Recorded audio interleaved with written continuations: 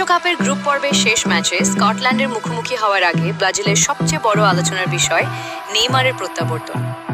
চোট কাটিয়ে দলে ফেরা এই তারকা পুরো ম্যাচ খেলার মতো শারীরিক অবস্থায় আছেন বলে জানালেন প্রধান কোচ কার্লো অ্যানচেলোত্তি। গত 17 মে সান্তোসের হয়ে করিতিবার বিপক্ষে ম্যাচে কাফে চোট পাওয়ায় মাঠের বাইরে ছিলেন নেইমার। মরক্কো এবং হাইতির বিপক্ষে ম্যাচে তাকে পায়নি ব্রাজিল। হাইতির বিপক্ষে জয়ের পর এই ফরওয়ার্ডের ফেরার কথা জানিয়েছিলেন আনচেলোত্তি।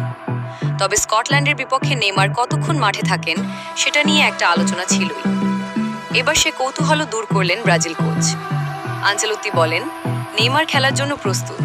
সে এই সপ্তাহে ভালোভাবে কাজ করেছে, ম্যাচের জন্য নিজেকে দারুণভাবে প্রস্তুত করেছে। আমরা সবাই খুব খুশি। তার গুণগত মান দলকে অনেক কিছু দিতে পারে। সে 90 মিনিট খেলতে পারে। সে ভালো শারীরিক অবস্থায় আছে, কঠোর পরিশ্রম করেছে এবং ভালো অনুশীলন করেছে। আমি তাকে নিয়ে খুবই সন্তুষ্ট।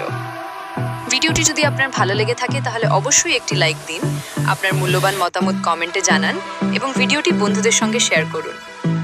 নতুন নতুন ভিডিও সবার আগে দেখতে চ্যানেলটি সাবস্ক্রাইব করে পাশে থাকুন। ধন্যবাদ।